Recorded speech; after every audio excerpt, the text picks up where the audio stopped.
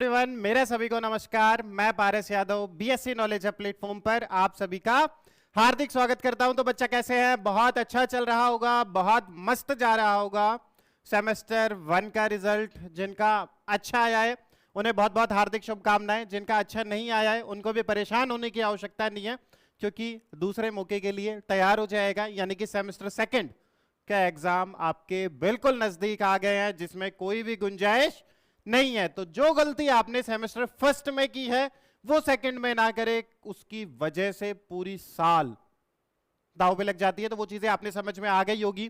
Thumbnail देख के आपने समझ में आ गया होगा कि आज किस बारे में अपन बात करने वाले हैं। तो बिल्कुल बेटा कि अभी आपका रिजल्ट जारी हुआ है।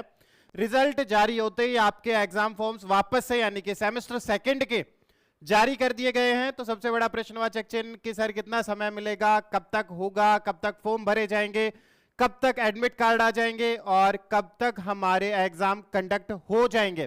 तो ये सारी क्वेरी अपन कंप्लीट करने के लिए आज के वीडियो में लेकर के आया हूं। तो बिल्कुल भी उसमें परेशान होने की आवश्यकता नहीं है कि किस तरीके से क्या क्या मामला हमने सेट करना है, बहुत कम समय में हम कहां से अपनी सारी चीजें कवर अप कर सकते हैं, उस बारे में बात करेंगे। तो पहले यूनिवर्सिटी का एक बार ऑफिशियल नोटिफिकेशन के बारे में अपन बात कर लेते हैं।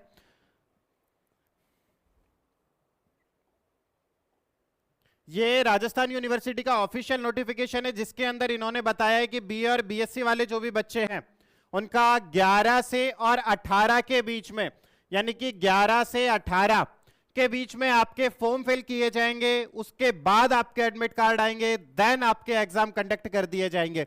तो लगभग यूनिवर्सिटी के हिसाब से अगर बात करें तो 25 तारीख के आसपास आपके एग्जाम कंडक्ट कर दिए जाएंगे। तो वो सारी चीजें हैं। यूनिवर्सिटी बिल्कुल कैलेंडर फॉलो करने की कोशिश कर रहा है, अगर हो पाया तो संभवतः, लेकिन परेशान होने वाली आवश्यकता नहीं है इसमें, क्योंकि अगर मई में एग्जाम हो भी जाते हैं तो हमारे पास सारा कंटेंट होना चाहिए कि कुछ भी हो जाए हम अपना कवर अप कर लेंगे।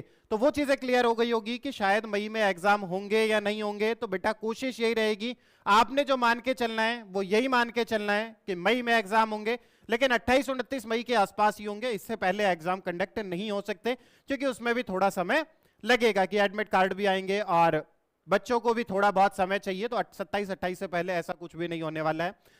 बाकी आप मई के लिए ही तैयार रहें कि मई के लास्ट में आपके एग्जाम शुरू होने की बहुत बहुत बहुत ज्यादा प्रोबेबिलिटी है कि मई में एग्जाम आपके शुरू हो सकते हैं।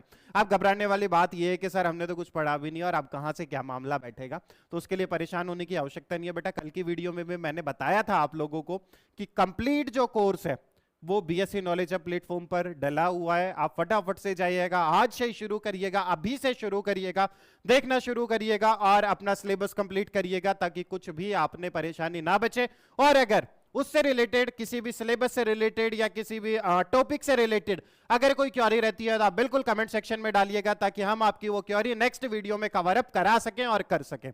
तो वो सारी चीजें आपने क्लियर हो गई होगी। मई के लिए बिल्कुल तैयार रहें, किसी भी प्रकार की मजाक में ना रहे बेटा कि एग्जाम होंगे या नहीं होंगे या इतनी जल्दी कैसे होंगे। तो उस चीज के लिए बिल्कुल प्रिपेयर रहे। जी हां, बिल्कुल मई में एग्जाम हो सकते हैं। हो सकते क्या है कि लास्ट मई तक एग्जाम होने की पूर्णतः संभावना है। तो इस चीज के लिए आप बिल्कुल तैयार रहेगा, घबराने वाली कोई आवश्यकता नहीं है।